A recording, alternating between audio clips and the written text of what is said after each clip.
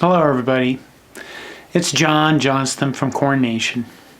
I'm here today to talk to you about 2021 Nebraska spring football, specifically returning production on the defense.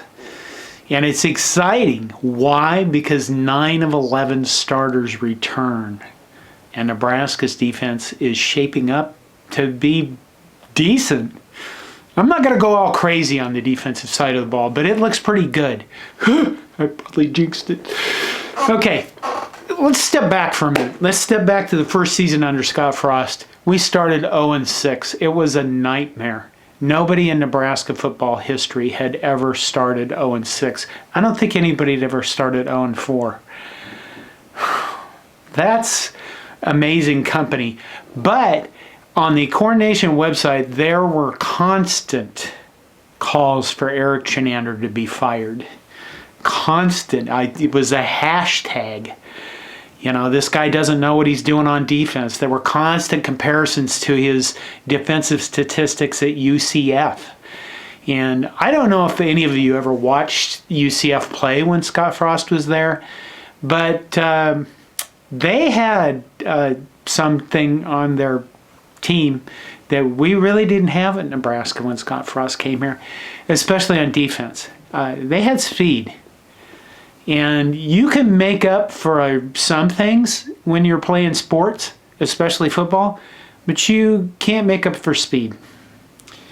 You could put 15 players on the field on defense, but it's illegal. And there's actually a guy whose job it is to count the players on the field before the play starts, so you really can't get away with it. And, you know, it's not an option. Now we come into 2021, and we're looking at a defense that could hold this team together and get us to a bowl game, because as I've said, we desperately need to improve. We need wins. That's what we need in 2021. We need a bowl game. That's what we need in 2021, and our defense is poised to get us there. So, 9 of 11 starters returning. Colin Miller is gone. Linebacker had to retire because of medical reasons. DiCaprio Bootle, cornerback, going to the NFL, where I wish him much success. I wish he was back, but I get it. Get off and get paid, man. There was a big concern after the end of last season about what would happen with the team. You know, you were thinking you heard so many players all over the place going into the transfer portal. It was like this dark cloud of impending doom that Nebraska was definitely going to lose players and nobody would want to be here. And lo and behold, everybody kind of anticipated the names that they were sure were going to leave, and they started announcing they were coming back. So the top 8 tacklers are back. JoJo Domann, top tackler, back. Will Honas, linebacker, led the team in sacks. I mean, we don't have a lot of sacks, but it's a thing you say, right? Led the team in sacks. He's back. Deontai Wiliams, safety, 3rd leading tackler, back. Marquel, I lead with my head, Dismuke, safety, 4th leading tackler. He's back. Ben Stille came back, and then there's that one guy, Taylor Britt. That was the name that everybody was like, oh my God, please, please, please, please, please, come back. Please love us again this year. And he did. He's coming back as a cornerback. And you have the core of what looks like a really good defense. This is kind of key, because they bring with them something you don't have on the offense at all. They bring experience.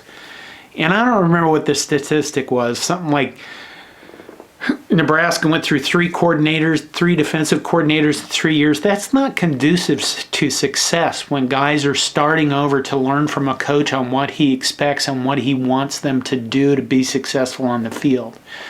So you not only get the experience and guys know what they're doing, but you give the younger players time to learn what's going on and learn from players who have been on the field in the Big Ten And those guys can learn and know what to expect before they're just like, I don't know, thrown into the fire. Hey, we're going to go play against Oklahoma and you're starting for the first time. Good luck. That kind of stuff. So experience, not on the offensive side of the ball. I think I read a Mitch Sherman article in The Athletic who said the offense has just 6 scholarship players who spent more than 2 seasons in the program. And when you look at the offense, you're shocked by how many freshmen and sophomores we still have on the offensive side of the ball that are going to be expected to be starting. So Nebraska's defense last year, they probably played well enough to easily, well, everybody got to go to a bowl, but we went 3-5. We only got 8 games in, but Nebraska's defense played well enough to win games. The offense, no. And we know that.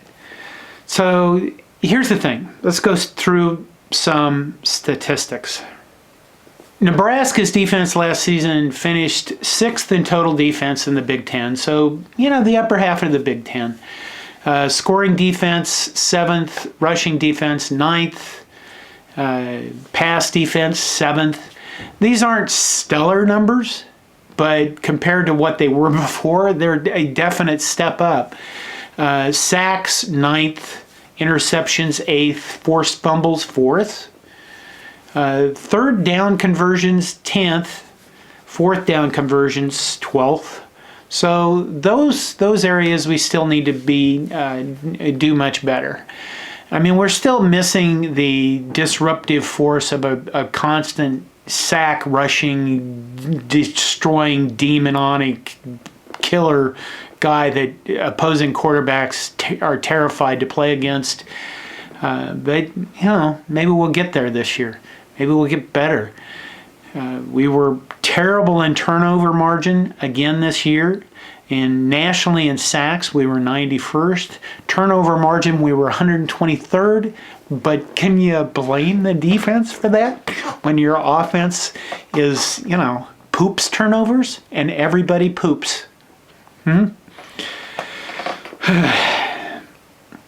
One of the things about the defense, there's still some head scratching on the defense. I go back to the Minnesota game last year that we lost, and I still wonder, why did we play zone? But the one thing about the defensive side of the ball is this. They don't look confused. They don't wonder. They don't look around at each other like, what the hell is going on? What are we supposed to be doing? Why are we here? Like it's an existential crisis that exists on the offense. Because those guys over there are like, what the fuck? Honestly, most of the time. And on the defensive side of the ball, they're going to make mistakes and they're going to have bad plays. Because realistically, when you look at the defensive side of the ball over the past, 10, 15 years, almost all of the rules changes have gone toward the offense, gone toward scoring more points, taking the brutality out of the game and the hard hits and the bashing. Well, for one reason or another, they're okay with a running back running his head into somebody when he lowers his head going into the line, and that's not called targeting. But on the defense, somebody hates the defensive players because they get targeting calls, they get more pass interference calls. Everything is conducive to favoring the offense. So, in conclusion, Nebraska's defense looks to be in decent shape.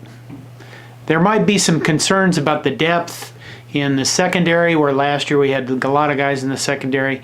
But by and large, it's something we can build on for 1/3 of the components of the game. You have offense, defense, special teams. We're going to get to special teams next. The offense is still under construction, unknown, largely. Like a lot. The defense is kind of becoming a really known quantity, and that known quantity looks very good. Special teams we're going to do next, and, we'll get there. I hope you're doing well. I hope this, we're coming out of this pandemic, and we can all get together in May for a day and have fun and enjoy our beloved football team. And until then, well, until the next video, take care of yourselves. I hope you're all doing well. I've said that already. Bye.